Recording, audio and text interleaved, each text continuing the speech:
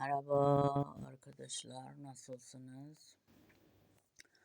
Arkadaşlar siz görüyor musunuz? İran'da herkes Muharrem ayında yas tutuyor. Ayın Muharrem'in 10'una kadar, 10'unda zaten yas, 11'i 12'de yas bitiyor. Yani 12 gün millet yas tutuyor İran'da. Ama neden? Bakın Hazreti Ali, Hazreti Muhammed'in damadıydı. O yüzden Ali'ni seviyorlar. Ve Hazreti Muhammed'den sonra Hazreti Muhammed söylemişti ki benden sonra Ali Veliyullah'tır. Yani Ali benim yerime gelecek.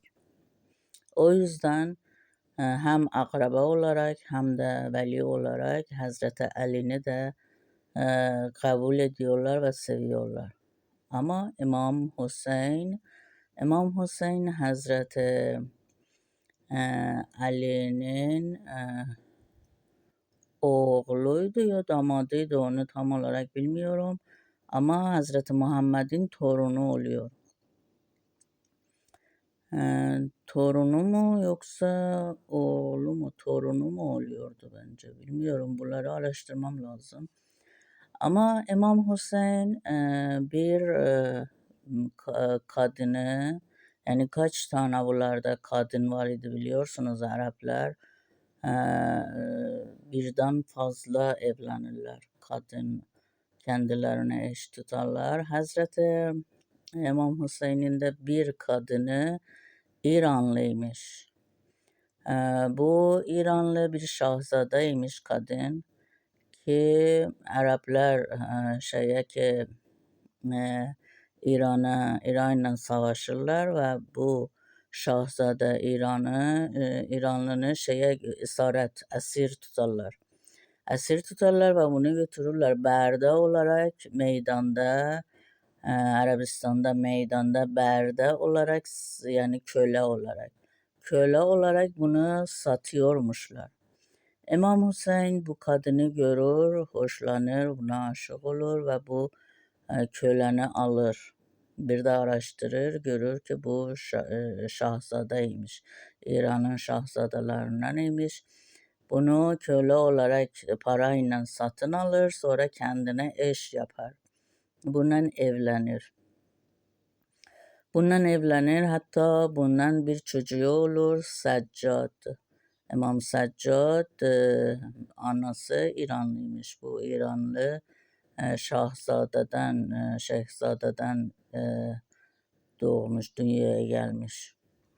O yüzden İranlılar İmam Hüseyin'i de hem çok seviyorlar akraba olarak, yani İran'ın damadı olarak, hem de Hazreti Muhammed'in torunu olarak çok seviyorlar.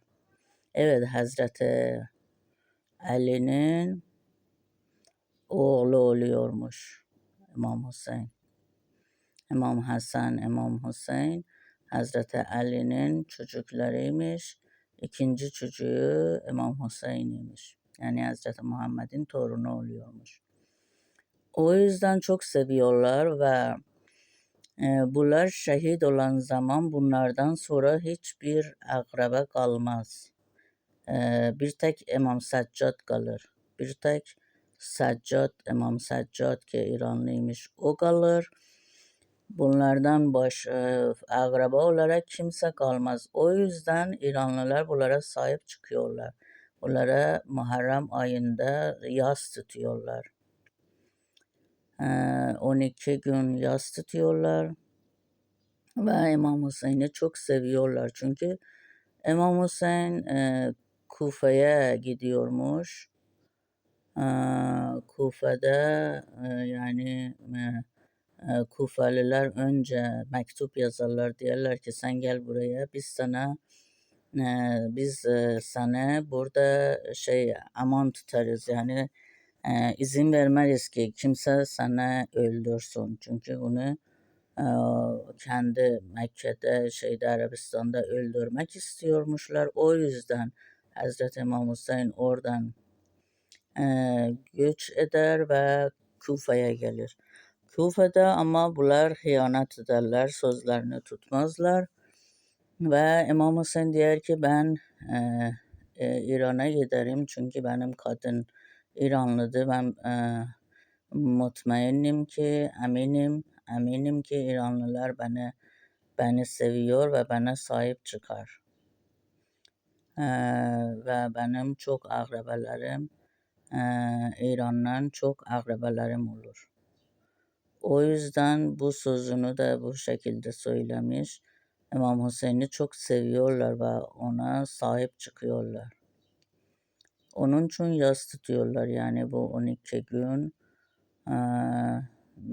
ki İmam Hüseyin'i Kerbela'da şehit ederler. Onun için yas tutuyorlar. İranlılar onu seviyorlar. Ben de çok seviyorum İmam Hüseyin'i. Ben de çok seviyorum çünkü çok mazlum. Yani hiçbir suç işlemeden mazlum. Onu öldürdüler, şehit ettiler. Ve Hazreti Muhammed'in torunuymuş yani ona dokunmayacaktılar. Onu şehit ettiler. Ben de çok seviyorum İmam Hüseyin'i. Bir de İmam Hüseyin'in bir cümlesi var. Diyor ki eğer ki bu cümlesini hatırlamıyorum.